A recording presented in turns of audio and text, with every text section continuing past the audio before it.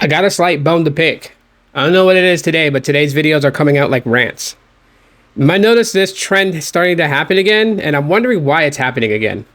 But there's a trend on social media that I've been seeing and reading people's posts and comparisons, and they're trying to recreate the Android versus iOS wars that we used to have way back in 2012, 2013, etc. And we're very, very far from that. And so I need people to get into the program or get with the program, because today it's not really about the software of iOS and the software of Android.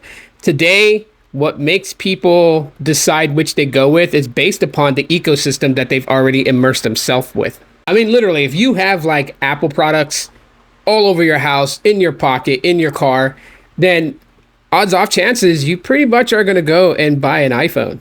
And the same could be said on the Android side. If you rock a Pixel Book, Pixel Buds, Pixel Watch, Pixel Tablet, all that shebang, Google Home and everything like that, your odds off chances are you're going to run with a Pixel device or an Android device. Same with Samsung. Got Samsung stuff, you're definitely rocking a Samsung. So what is the point of this rant? Well, I'm noticing a trend again that people are making the jump to iPhone.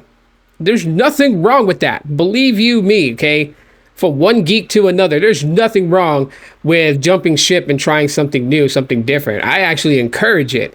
But when you kind of post on social media that you made the jump from Android to iOS and an iPhone, and you're never going back to Android because Android is shit, crap, and all kinds of other stuff, and then your comparison is a $50 Android phone that you got through one of the carriers, prepaid carrier deal or whatever, just for signing up, and you're using that experience with underpowered hardware, and yeah, I mean, that very much is really comparing apple to oranges. In thought, the best way to actually compare Android to iOS, an Android phone to an iPhone, sorry to say it, but if you're willing to drop not even a couple, but a good amount of money, right? A nice stack of money on an iPhone, then to actually fairly compare it, you're going to need to drop a fairly nice stack on an Android device. Like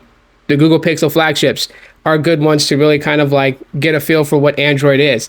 A Samsung Galaxy S series device is a good device to get an idea of what Android is, right? If you're going for some off the wall Android device that's $50, like the what device is coming, like the Ghost Pepper on Visible. If you're comparing that as your reasoning of jumping ship to an iPhone, that's an unfair comparison. You can't get mad if you get called out on that. Now, everybody that knows me very well. It doesn't really come down to hardware all too much. Hardware to me is like a good 10 to 15% of the argument. It's always going to come down to software. Software is it in my book. And my reasoning to always say software is it is because that is what you're interacting with 90% of the time.